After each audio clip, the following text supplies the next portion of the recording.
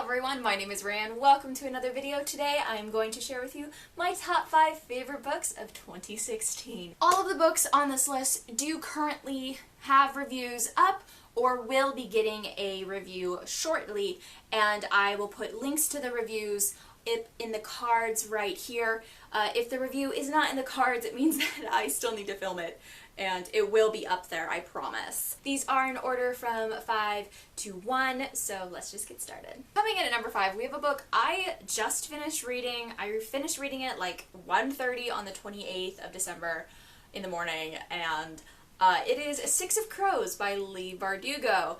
I have had this book since at least my birthday back in May, but I never got around to reading it, and Jill from Midnight Reads, my best friend here on BookTube, just raves about this duology, and I was like, you know what, it's time, I'm in the mood, I might as well just see if I can get it done before the new year, and I absolutely loved this book.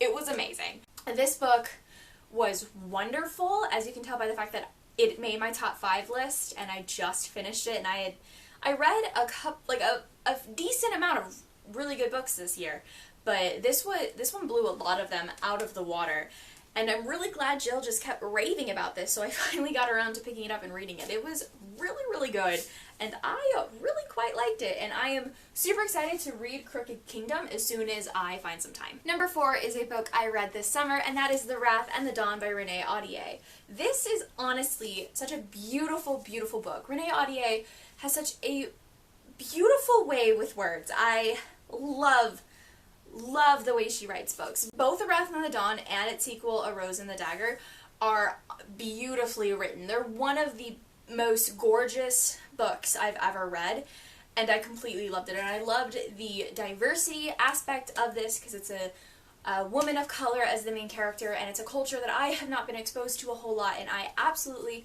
loved this. I thought it was beautiful, and I loved the story, and the reason why I picked The Wrath and the Dawn instead of The Rose and the Dagger for this spot, because honestly I couldn't really pick between the two of them, is because I just really liked watching Shazi grow throughout this book, and I really liked watching her interact with Khalid, and watching them kind of build some type of relationship and trust. I really, really loved watching that grow, and then plus Tarek just wasn't really important until the very end, so I could ignore him, but he's really hard to ignore in the second one, and I don't like him. So, yeah, I really loved this book, and I am so excited to read more of Renee Ahdieh's work. Number 3, we have Clockwork Princess by Cassandra Clare. This year, I reread the first 3 books of The Mortal Instruments, and then finished The Mortal Instruments and also read The Infernal Devices. I have actually not read Lady Midnight just yet, but out of all of the Cassandra Clare books I read this year, Clockwork Princess kind of blew them all out of the water. It was absolutely perfect. It was a great conclusion to The Infernal Devices, and honestly my favorite Cassandra Clare book that I have read thus far. Like I said, I have not read Lady Midnight, and I know a lot of people really liked that one, and I am excited to get to it once I, have a minute to breathe, and I've got a lot of books I have to read before I go back to school, so that should be one of them. But Clockwork Princess was just absolutely gorgeous and beautiful, and I loved how it tied up the Infernal Devices so beautifully, and it was just such a perfectly executed book. It was absolutely wonderful, and I loved everything about it, and yeah, so I definitely had to make it onto the top 5 list. So number 2 on this list is actually the very first book I read this year, so you know that it is good if it has maintained a spot in my top 5 since January of 2016. And it is Uprooted by Naomi Novik. I love this book. It's a standalone YA fantasy, which we don't see a lot of, and I thought it was done beautifully. I loved the story, the characters. Immediately upon finishing this book back in January, I wanted to reread it. That's how much I loved it. And Niska is such a beautiful character. I always say her name wrong, which makes me sad, because it's a Polish name. This is based on a common Polish fairy tale, to my understanding, and I absolutely love this book. It makes me so very, very happy. If you haven't read it, this is basically the little thing that I read to everyone to try to get them into it, so let me just give you a little bit of a thing here. Our dragon doesn't eat the girls he takes, no matter what stories they tell outside our valley. We hear them sometimes from travelers passing through. They talk as though we were doing human sacrifice and he were a real dragon.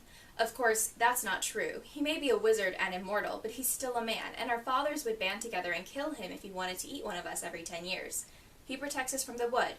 And we're grateful, but not that grateful. It's such a good book. If you haven't read it, please, please do. It is words escape me. I love it. And then my top book that I read in 2016 probably is not a surprise if you have seen my videos before, but it is A Court of Mist and Fury by Sarah J. Maas. Oh my god, this book. What have you done to me, Sarah J. Maas? Why?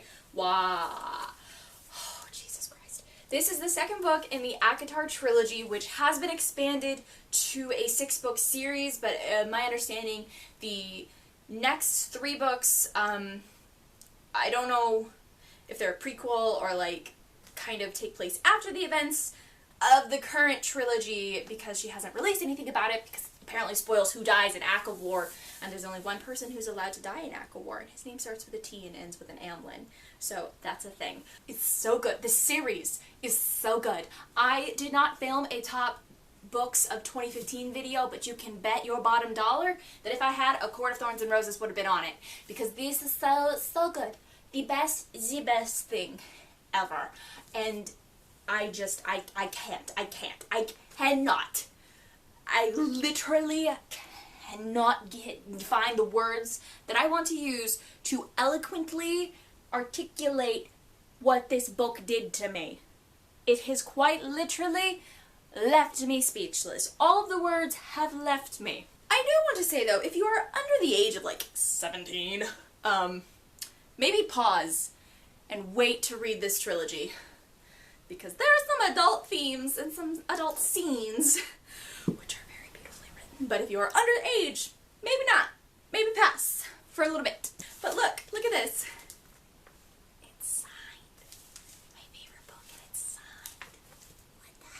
So there you have it. Those are my top 5 books that I read in 2016. In a comment down below, please let me know the books that topped your list this year.